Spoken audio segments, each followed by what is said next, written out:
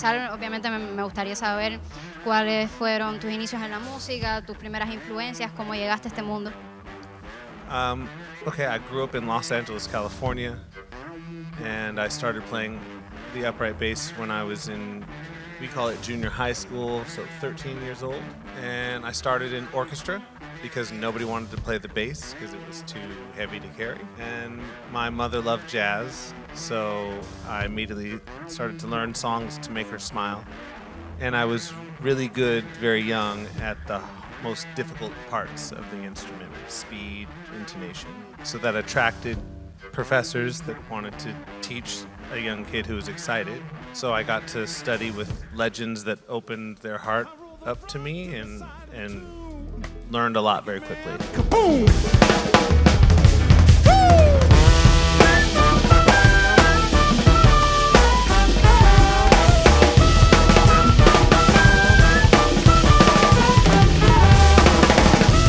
Miles es parte de un grupo que se llama West Coast Get Down. Es un colectivo de músicos de la vanguardia del jazz de Los Ángeles, todos nativos de la ciudad. Y de hecho empezó ese proyecto alrededor de la etapa en la que estaban todavía en la preparatoria, por así decirlo. Entonces me gustaría saber un poco más de cómo fue esa experiencia, cómo surgió el proyecto. The West Coast Get Down, how do I explain it? The easiest way to crush the hopes of a culture is to remove the music. And in Los Angeles and throughout the country, they had removed music from schools in the 80s, particularly in black neighborhoods. But then in the 90s, politics aside, we had Bill Clinton as a president who was a saxophone player. And he loved jazz, so he opened up projects to incentivize people to put instruments and programs back into schools for kids to learn music again. So I grew up with a bunch of kids that all learned music at the same time through programs that were actually, many of them started by the woman that went on to become my music manager. So where it gets interesting is that if you fast forward 25 years, because they put art in the schools at a young age, you have a group of musicians that all think the same way about the music they're trying to make. And each one of us goes off and plays with a different legend. Snoop Dogg, Lauryn Hill, Babyface, great jazz musicians. Everybody goes to different genres and learns something from a great and brings it back to the group. So instead of one person having to learn everything, we each learn a little bit and teach each other. So then this creates the idea that we could all take a little bit of what we have and make something big. And so we decided to start recording records that way.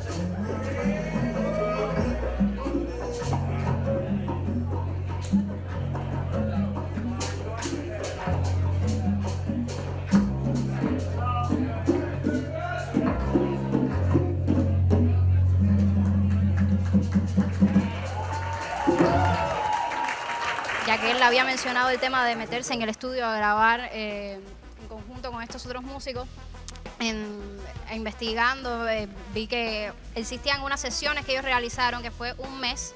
Se metieron en el estudio de 9 de la mañana a 2 de la mañana, 30 días seguidos, y grabaron más de 100 canciones en conjunto en eso de tiempo. Entonces me gustaría, lo que les estoy preguntando es, ¿cuál era el objetivo realmente de hacer ese proyecto? ¿Qué lo llevó ahí? ¿Cuál era la meta? So we would always make each other's records together no matter what, usually in bedrooms and garages, and you use what you have. And at this point, we had done that so much that we thought it might be better, especially our engineer thought, we should finally go into a proper studio and record all this stuff so that it sounds better than it has in the past. And everybody was ready to make a record because we had something, we call it a residency, where we play twice per week, and we play our own music at a club, and we try new music out every single week, after week after week, and we had hundreds of songs. From my record, the trombone record, every person in the group. So everybody was ready to make a recording, but nobody could afford it. So I'm a very organized person, and I was able to put a big chart on the wall and decide, okay, some of us wake up early.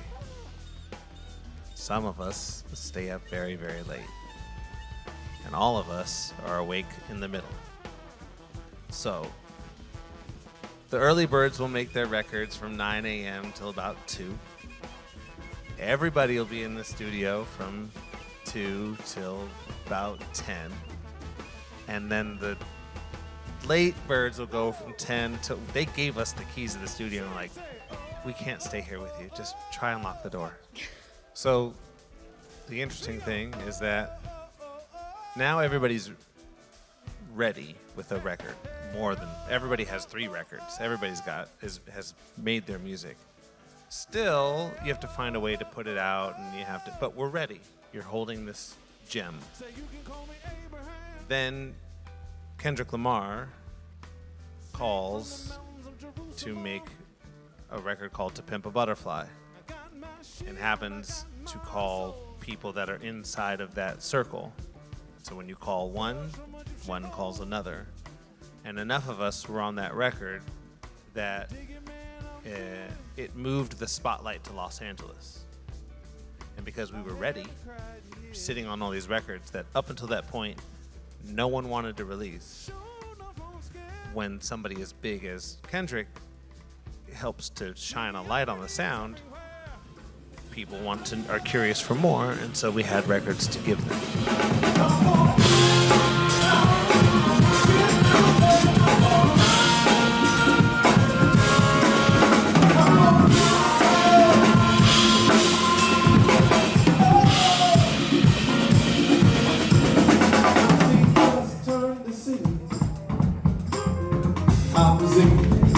Holy man wage war, but I'm here waiting patiently. Oh, banging on my door. Hey, you come inside, want you come inside, please. But you can't ask for more. Since nothing makes the best of us, all that can't be so. I'm gonna get out.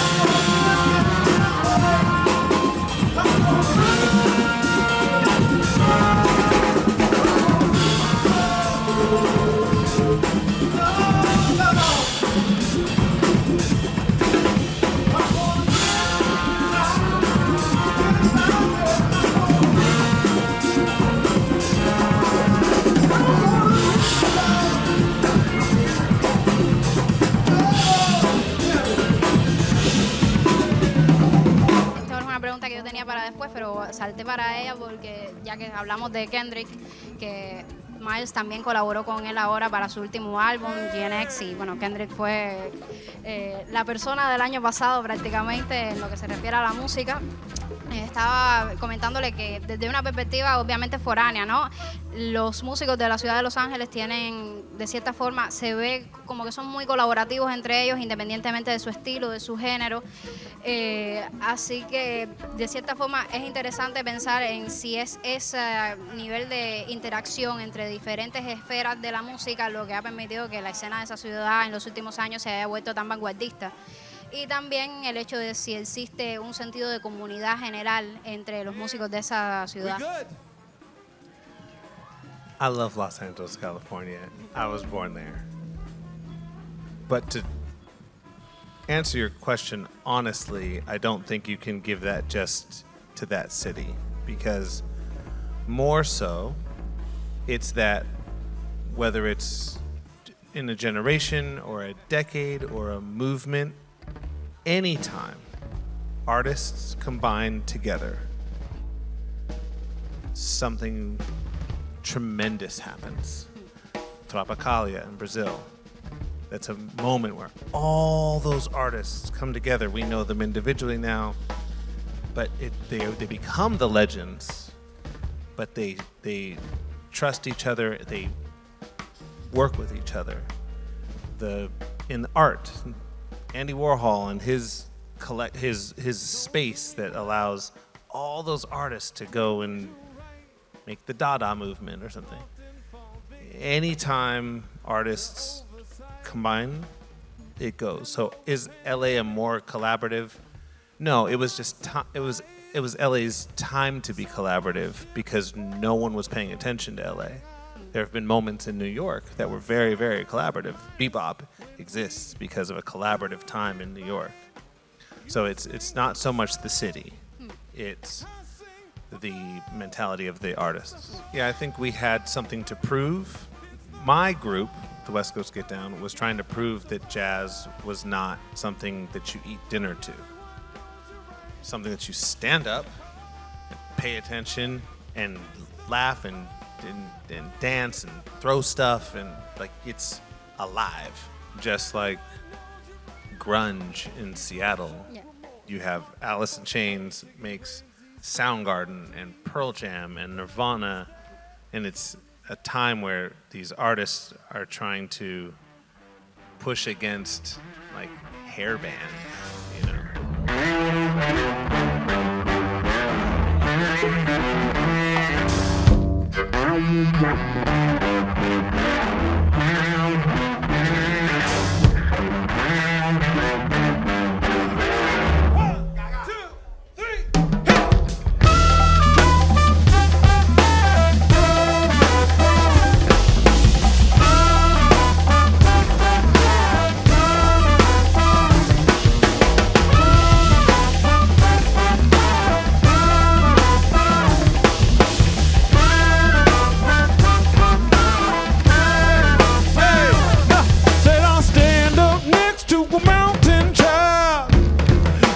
it down with the edge of my hand. Baby, one more again.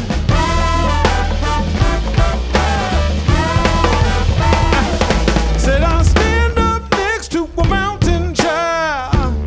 I chop it down with the edge of my hand.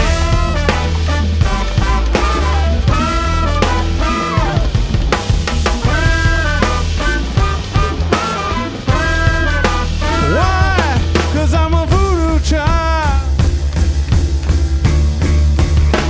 What you gonna do? One more again.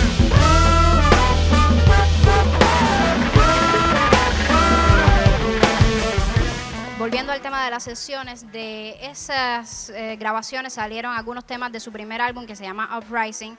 Y él en algunas entrevistas ha dicho que de lo que mejoró en ese álbum fue el tema de la lírica y también del canto, pero siendo un contrabajista tan espectacular, el por qué consideraba necesario también tener letras, la lírica como un elemento para expresarse, y también cómo al cantar y tocar a la vez se informa una cosa a la otra, o sea, ¿cuál es ese proceso?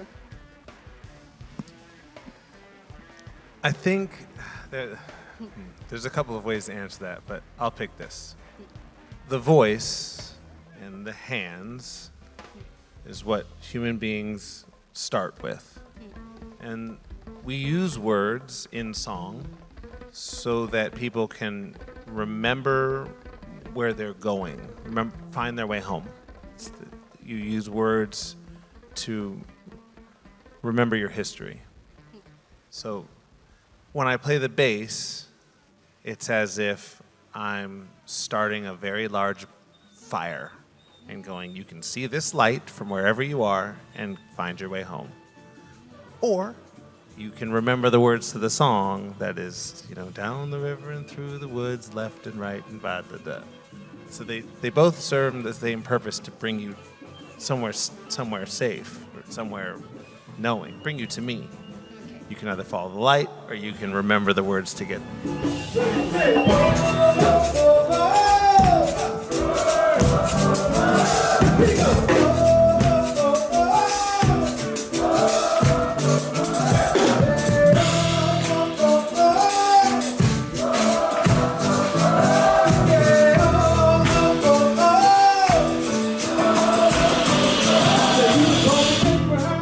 Mencionando que por lo general en la academia y al menos aquí en Cuba yo sí suelo ver que no es algo que se les diga a los muchachos que hagan. Por lo general se les enseña más bien a tocar dentro de su rol en un ensemble, sobre todo en el ensemble clásico, un instrumento como el contrabajo, o en el ensemble de jazz, pero siempre en el rol del acompañante. Entonces le estaba preguntando qué considera que es la importancia de que un músico, sobre todo un músico joven, de cualquier forma, siempre experimente, siempre explore las posibilidades del instrumento y de sí mismo como artista.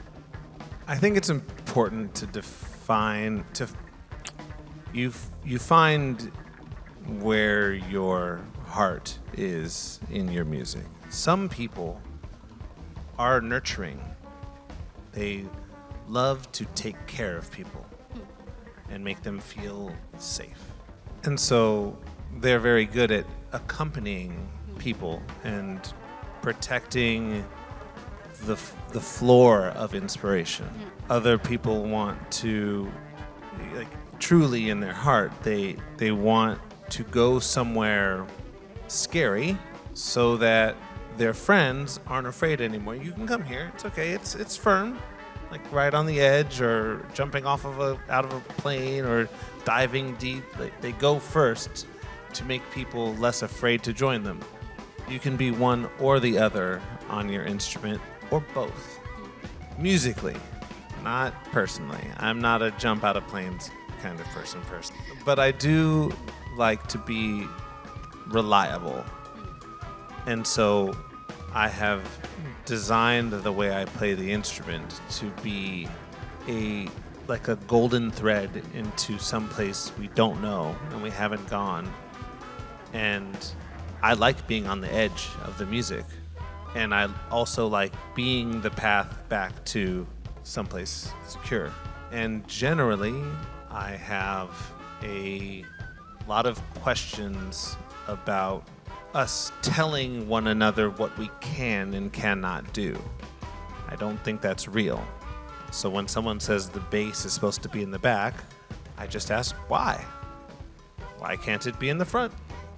If the bass has to be quiet, I say why? Why can't it be really loud? I like why is my favorite question. So I kept asking that about the bass until I ended up as a bass player who supports usually the front line. Saxophone, trumpet, trombone, maybe guitar.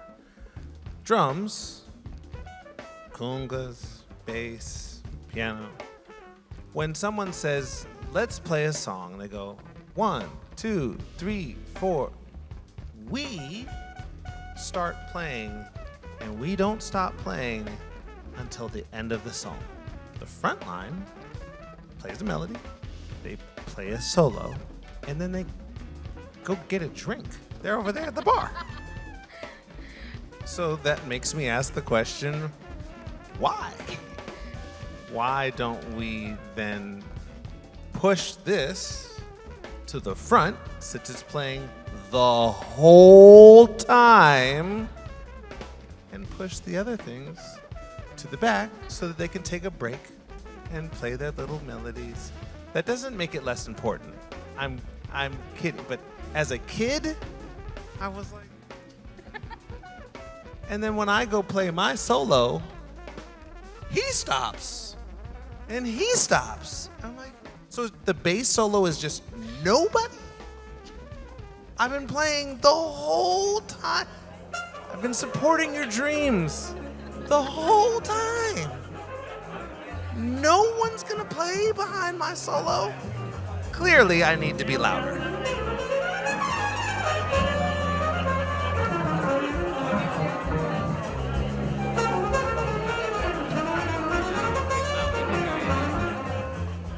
De cierta forma, ya que estábamos hablando de la colaboración entre los músicos, le estaba preguntando que si cree que los músicos aquí tienen están en ese momento de unirse y de colaborar para hacer cosas buenas.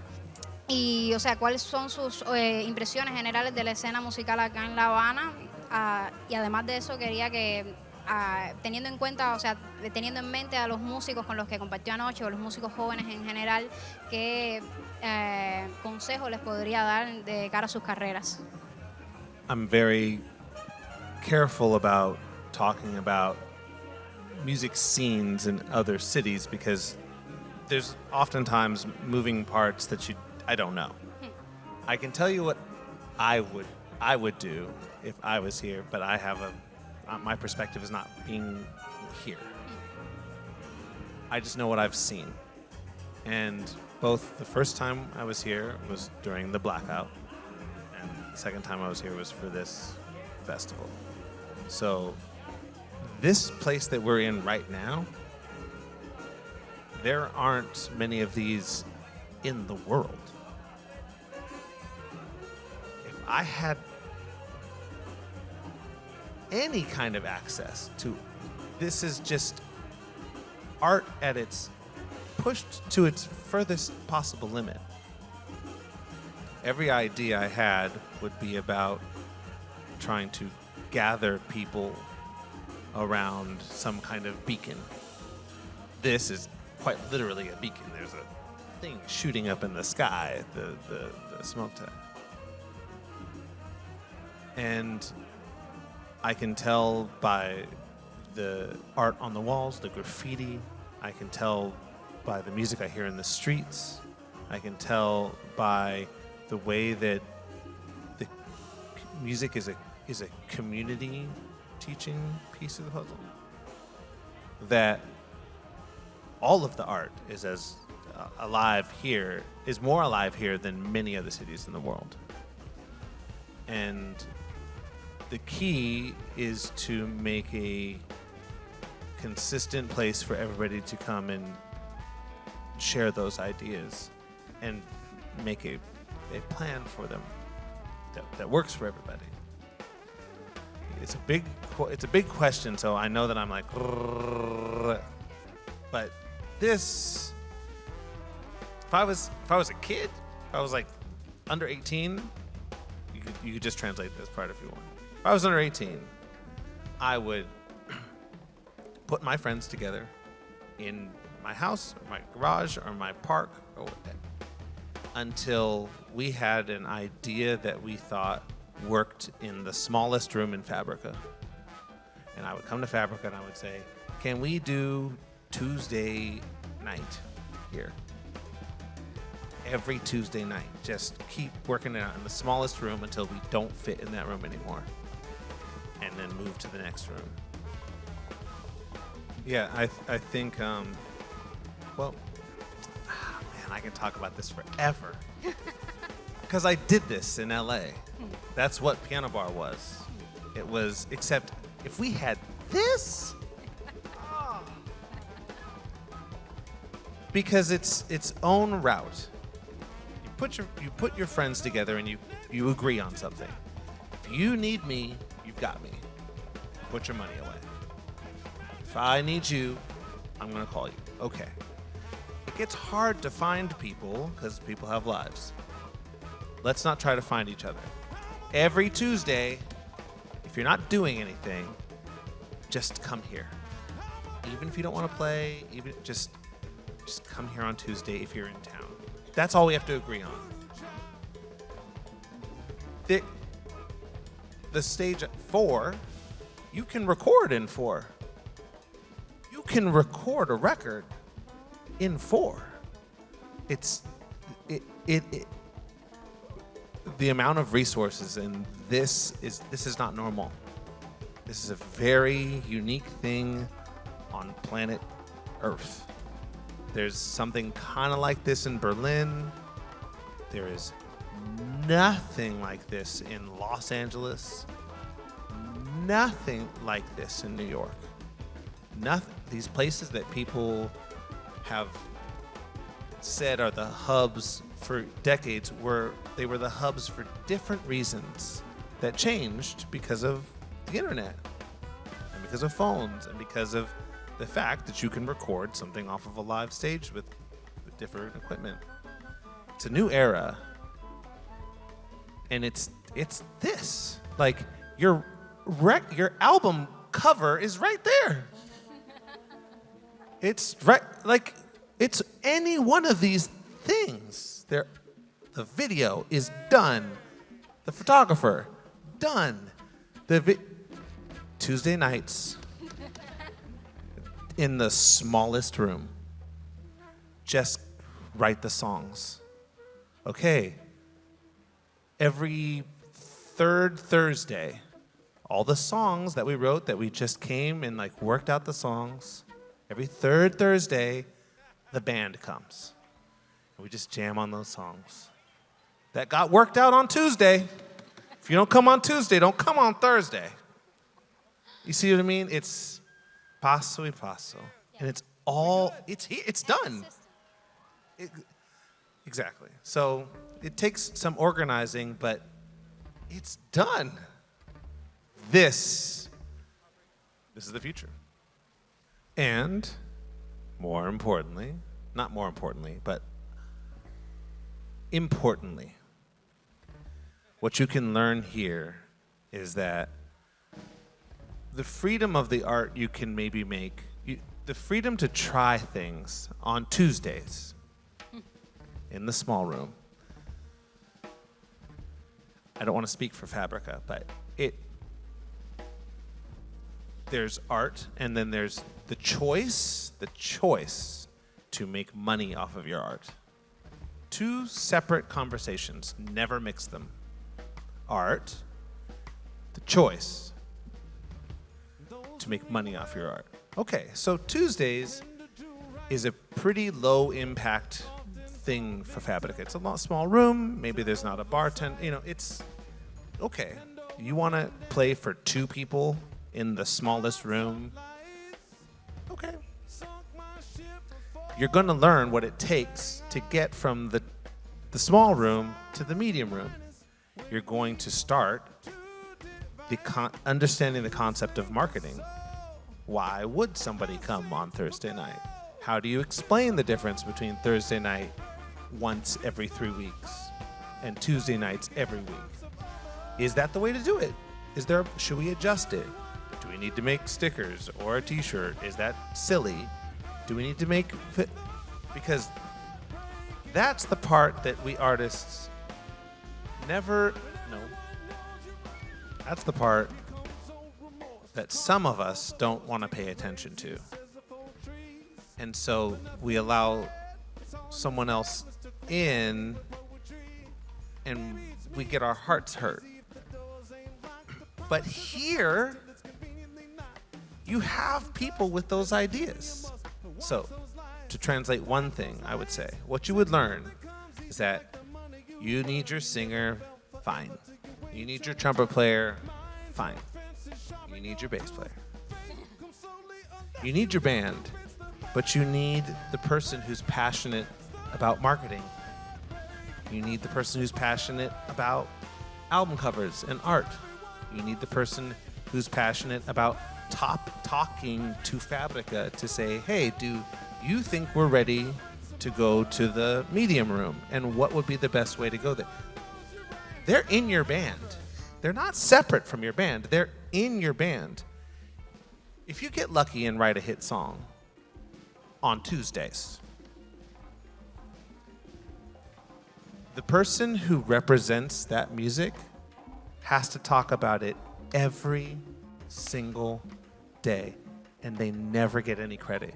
You know how hard it is to throw a festival like this? No credit. So you'll learn that. You'll learn what the machine really is. And the beautiful thing is you never have to leave the building. That's the most invaluable thing you could ever have as an artist. Your band is not just your musicians. It's the venue you're in. It's it's all the moving parts around it. You could do that on Tuesdays.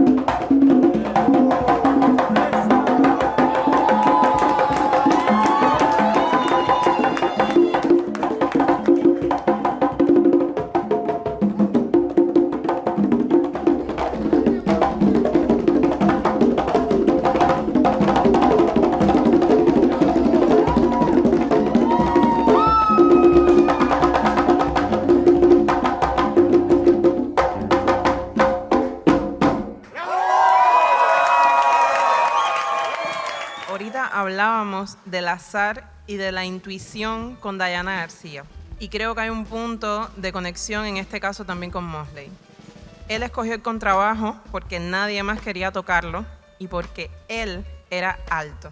Entonces, dado su carrera y que una marca tan fuerte como un tatuaje, vaso agitato y creo que algo más, está en su brazo, cuánto desde su crecimiento personal agradece haber mantenido el contrabajo en su vida, a pesar de que llegó a él casi que por azar. I started for fun. My parents only cared that what I did for a living, I was proud of it. No matter what. They would be proud of me as long as I was proud of what I did. I was picked as as the bass player for a group of kids from a lot of different schools, like a super group from around and they announced that I was in that group in a auditorium full of my peers. That moment when they picked me to represent my city in a super group at 16, thought, okay, I can do this. I can do this. I'm good at this. And I like that feeling of representing my city. It's crazy. I never thought about that before. But that moment, I was like, oh, okay, I'm gonna be Los Angeles in this super group of kids from all over the nation. So I guess it's random. You know, that was the moment where I was like, oh, I'm doing this forever. It changes along the way. Passion makes you chase it when you're young, when you're a kid. And the fact of the matter is you have a roof over your head because you have someone looking after you, a parent, a grandmother, or something. You know, you can take risks because food, fire, water, shelter, love, those things are covered for you. As you chase that path, if your calling is strong enough, you'll sacrifice anything to keep doing it.